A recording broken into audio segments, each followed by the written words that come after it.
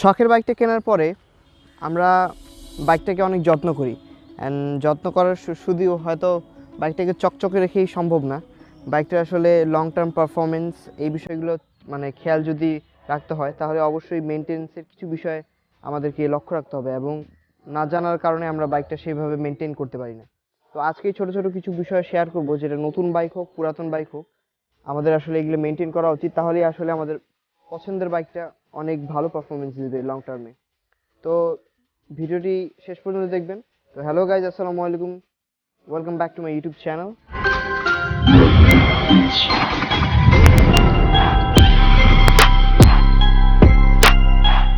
অনেক বিষয়ে আসলে নিজে লক্ষ্য রাখতে হয়, যেটা কিনা আসলে সার্ভিস সেন্টারে বা গ্যারাজে গিয়ে সেই কাজগুলো হয় না। তো নিজে বিষয়টা খেয়াল রাখলে পরবর্তীতে সেই সমস্যা ধরে আমরা সেই সার্ভিস পয়েন্টে যেতে পারবো। তো প্রথমেই আসলে এটা সেরকম কিছু না, টায়ার প্রেশার অতিরিক্ত দেয় কেউ কম দেয়। তো আসলে টায়ার প্রেশারটা মাইলেজে বা পারফরমেন্স ওয়াইজ অনেক বেশি একটু মানে কাজে দেয়, কারণ আসলে দিন শেষে আমরা সবাই জানি যে বাইকটা যখন আমরা চালাই তখন আমরা মাইলেজের কথা চিন্তা করি। তো মাইলেজের কথা চিন্তা করলে অবশ্যই টায়ার প্রেশারটা ঠিক রাখতে হবে। আপনার বাইকের ম্যানুয়াল যেই বই আছে সেই বইয়ে অবশ্যই সেই টায়ারের আপনার টায়ার প্রেশারের কথা উল্লেখ করা আছে। সেই বিষয়ে সেই ম্যানুয়াল বুক থেকে আপনারা আপনাদের বাইকের টায়ার প্রেশার জানতে পারবেন, এবং অবশ্যই একটা পিলিয়ন ছাড়া টায়ার প্রেশার আছে, একটা পিলিয়ন সহ টায়ার প্রেশার আছে। তো আপনারা চেষ্টা করবেন অবশ্যই সেটার এক দুই হয়তো বা কম বেশি হতে পারে, তবে বেশি ডিফারেন্স যেন না হয়। তো সেইটা যদি মেনটেন করে চলেন অবশ্যই বাইকের মাইলেজ এবং সাসপেনশন সব কিছুই ভালো থাকবে।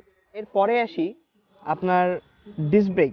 সামনের হয়তোবা এখন নর্মালি বেশিরভাগ বাইকেই ডিস্ক ব্রেক আসা শুরু করেছে, এই জিনিসটা ভালো রাখতে হবে। তো এই জিনিসটা ভালো রাখতে গেলে অবশ্যই আমাদেরকে এখানে একটা ছোট্ট একটা ব্রেক প্যাড বলা হয়, এখানে এই পিস্টনে এখানে একটা ব্রেক প্যাড থাকে, যেটা আসলে আমাদের মাঝে মাঝেই চেক করা উচিত যে আসলে ডিস্ক ব্রেক মানে ব্রেক প্যাডের কী অবস্থা। ব্রেক প্যাড যদি আসলে নষ্ট হয় বা খারাপ হয় সেটা আমাদেরকে লক্ষ্য রাখতে হবে, কারণ মানে ব্রেক প্যাড যদি ক্ষয় হয়ে যায় অ্যান্ড তারপরেও যদি আমরা সেটা সেই প্যাড দিয়ে ব্রেক প্যাড দিয়ে আমরা বাইকটা চালাতে থাকি, তো আলটিমেটলি কিন্তু আমাদের এই ডিস্কটা ক্ষয় হতে শুরু করবে এবং কাটা শুরু করবে, এবং পরবর্তীতে আপনি মানে ব্রেক প্যাড চেঞ্জ করলেও আপনি সেরকম আগের মতো ব্রেকিং পারফরমেন্স পাবেন না।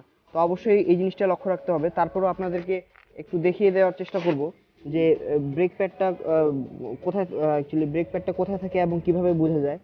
আপনারা দেখতে পাচ্ছেন কিনা জানি না,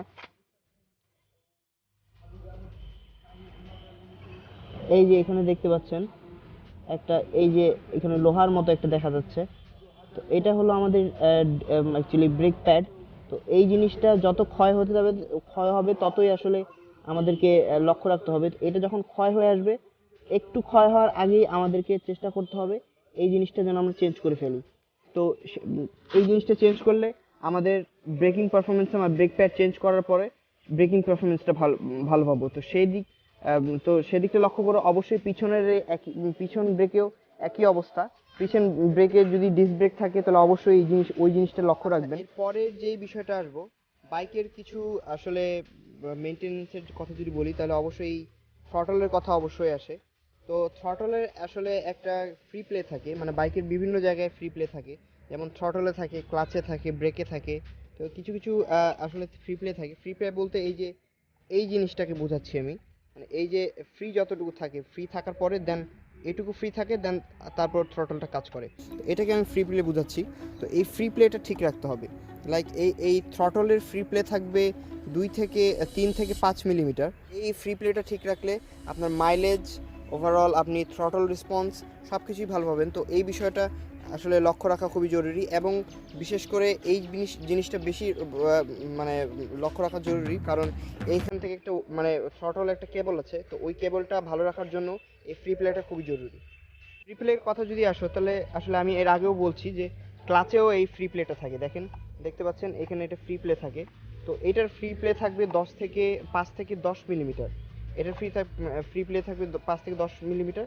তারপর আপনার ক্লাচটা কাজ করবে। এরপর আসি ব্রেকের ফ্রি প্লে। এটার ডিস্ক ব্রেক অথবা আপনার ড্রাম ব্রেক নিয়ে কথা না, এটার ফ্রি প্লে থাকবে আপনার 10 থেকে 15 মিলিমিটার। 10 থেকে 15 মিলিমিটার, এটা আপনি জাস্ট একটু আইডিয়া করে বা মেজার করে একটু বিষয়টা লক্ষ্য রাখবেন। এটার ফ্রি প্লে থাকবে, আবারও বলছি যে 10 থেকে 15 মিনিটের ফ্রি প্লে থাকবে, তারপর ব্রেকটা কাজ করবে। সেই ক্ষেত্রে আপনার ব্রেক প্যাড অ্যান্ড ব্রেকের যে কেবলটা সেটা ভালো। এবার আসি পিছনের ব্রেকের আপনার ফ্রি প্লে নিয়ে। তো এটা নর্মালি আপনার ড্রাম ব্রেকে প্রযোজ্য, ডিস্ক ব্রেকে সেই প্রযোজ্যটা, ডিস্ক ব্রেকে এই ম্যানুয়ালটা মানে প্রয়োজন নেই, কারণ ওর পিছনে থাকে আপনার ব্রেক প্যাড অ্যান্ড ডিস্কের উপর নির্ভর করে। তো ড্রাম ব্রেকে, আমার বাইকের পিছনে ড্রাম ব্রেক, তো এটার ফ্রি প্লে থাকবে 20 থেকে 25 মিলিমিটার। তারপরও আপনাদের ম্যানুয়াল ব্রেকে আপনি ম্যানুয়াল বুকে চেক করে নেবেন যে এটার ফ্রি প্লেটা কতটুকু থাকে। তারপর আমি বলবো যে এটার ফ্রি প্লে থাকবে 20 থেকে 25 মিলিমিটার, এরপরে আপনার ব্রেকটা কাজ করবে। তো এই ক্ষেত্রে আপনার এটা এই জন্যই প্রয়োজন, কারণ আপনি পরবর্তীতে আপনার এই ফ্রি প্লেটা যদি না থাকে বা বেশি প্রেস করতে হচ্ছে এমন যদি হয়ে থাকে, তাহলে আপনার আবার ব্রেকটাকে অ্যাডজাস্ট করে নেওয়াটা ঠিক হবে। যে এখান থেকে একটা নাট আছে, এই নাটটাকে ঘোরালেই, মানে এভাবে এভাবে ঘোরালেই আপনার ব্রেকটা ঠিক মতো চলে আসবে। এবং এই ওয়াইজ যতটুকু প্রয়োজন, ইচ্ছা মতো ঘোরালে হবে না, এটার যতটুকু ফ্রি প্লে রাখার জন্য যতটুকু ঘোরানো প্রয়োজন ততটুকুই রাখতে হবে। এবার আসি অ্যাকচুয়ালি চেইন কভার নিয়ে বা চেইন নিয়ে। তো এর আগে আমি এর একটা ভিডিও বানিয়েছি যে চেইনটা কীভাবে ক্লিন করবেন বা লিউপ করবেন। এটা ডিপেন্ড করে আসলে বাইকে কোন চেইন আছে। আপনার বাইকে স্টিল চেইন হলে একরকম মেনটেনেন্স, অ্যান্ড মেটাল চেইন হলে একরকম মেনটেনেন্স। তো সেই বিষয় নিয়ে আজকে কথা বলবো না, আমার চ্যানেলে গিয়ে সেই ভিডিওটা আপনারা দেখে আসতে পারেন। আজকে যে বিষয়টা বলবো সেটা হলো এই আপনি চেইনের যে আপনার ফ্রি প্লে, এটারও ফ্রি প্লে আছে। তো এই জিনিসটা যেন ঠিক থাকে, এইটার ফ্রি প্লে থাকবে 10 থেকে 15 মিলিমিটার। এইটার ফ্রি প্লে অবশ্যই ভালো রাখতে হবে, কারণ সেটা মাইলেজের জন্য ভালো, অ্যান্ড চেইন স্পকেট, চেনটাকে ভালো রাখতে গেলেও অবশ্যই এই ফ্রি প্লেটা রাখা প্রয়োজন। অ্যান্ড ওভারঅল ক্লাচের কথা বলি, ক্লাচেও অনেক বড় একটা প্রভাব পড়ে যদি ফ্রি প্লেটটা ঠিক না থাকে।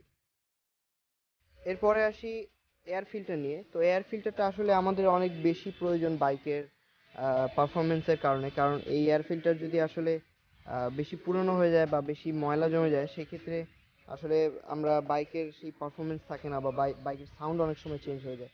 তো অনেক বাইকের মানে বিভিন্ন বিভিন্ন বাইকের বিভিন্ন জায়গায় এই আপনার এয়ার ফিল্টারটা থাকে। কোনো বাইকের এয়ার ফিল্টার থাকে এখানে সিটের নিচে, কোনো বাইকের এয়ার ফিল্টার থাকে এই পোর্শনটাতে। তো আমি আমার বাইকের যদি কথা বলি, আমার বাইকের এয়ার ফিল্টারটা সিটের নিচে, আপনাদেরকে খুলে দেখাচ্ছি। ম্যাক্সিমাম বাইকেই এখন সিটের নিচেই দেয়। তারপরেও কিছু কিছু বাইক আছে, যেমন টিভিএস বা আপনার বাজাজের কথা যদি বলি, সেই ক্ষেত্রে তারা সাইডে দিয়ে থাকে।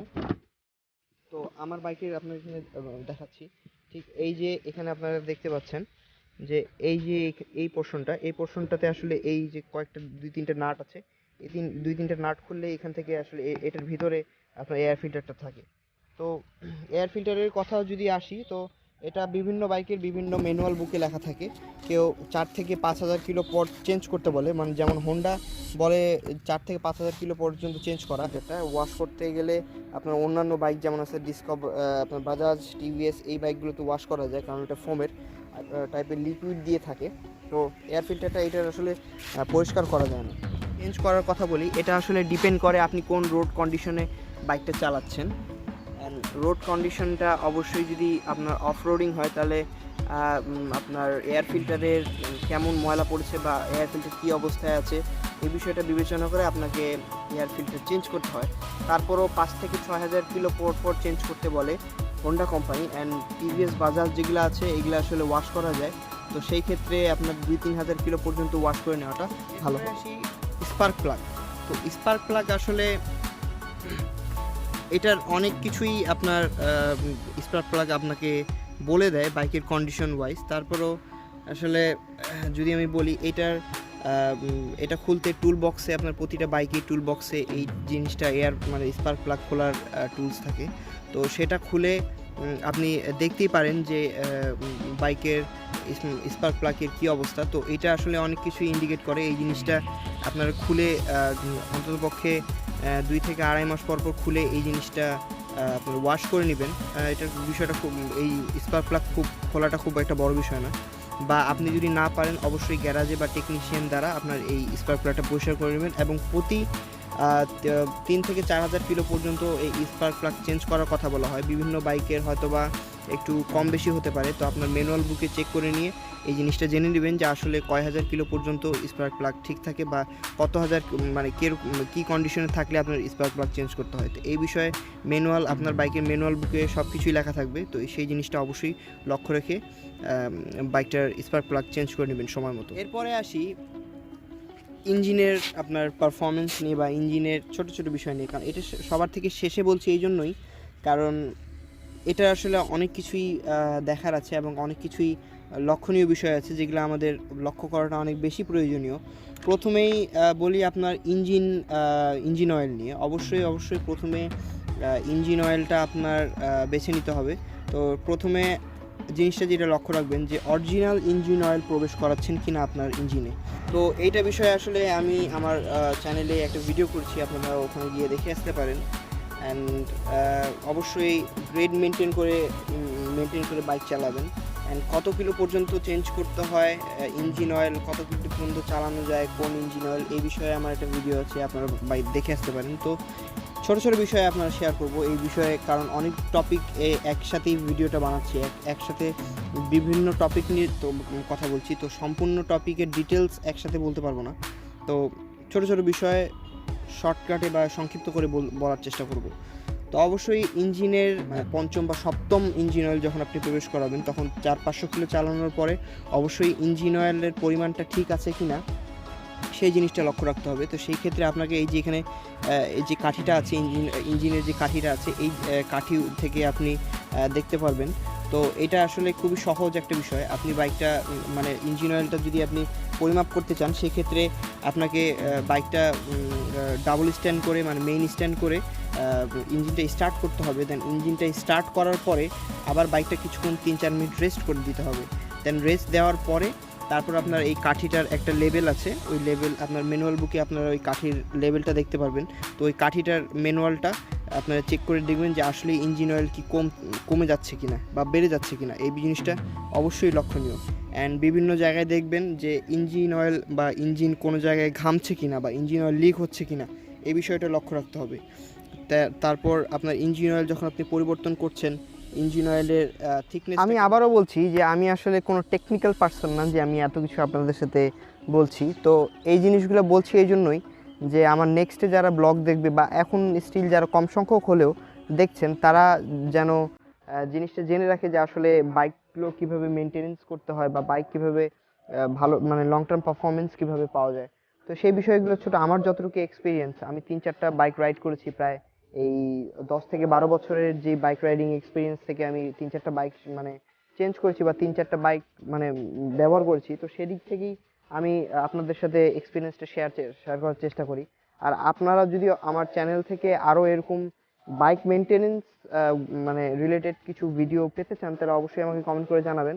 আমি আপনাদের যথাসাধ্য চেষ্টা করব যে আপনাদের প্রশ্নগুলো উত্তর দেওয়ার জন্য ভিডিওর মাধ্যমে। তো এই ছিল অ্যাকচুয়ালি আমার ভিডিও। একসাথে এই জন্যই আমি এতগুলো বিষয়ে কথা বললাম কারণ এটা আমার টেকনিক্যাল রিলেটেড ভিডিওর কোনো চ্যানেল, আমার ব্লগিং চ্যানেল। তো এই জন্য আমি এক ভিডিওতেই এতগুলো বিষয় শেয়ার করলাম। তো এই পর্যন্তই আসলে। ভিডিও ভালো লাগলে অবশ্যই লাইক কমেন্ট শেয়ার করতে ভুলবেন না। আর এইটুকু মানে এক্সপিরিয়েন্স দিয়ে আমি যতটুকু আপনার সাথে শেয়ার করছি যদি একটু আপনাদের কাজে লেগে থাকে অবশ্যই চ্যানেলটা সাবস্ক্রাইব করে দেবেন এবং পাশে থাকা বেল আইকনটা হিট করে দেবেন যেন নেক্সট আমার যে কোনো আপলোড বা যে কোনো আপডেট আপনার সব থেকে আগে আপনার কাছে পৌঁছায়। তো ভালো থাকবেন, সুস্থ থাকবেন, রাইট সাইড বি সেফ। আসসালামু আলাইকুম, বাই বাই।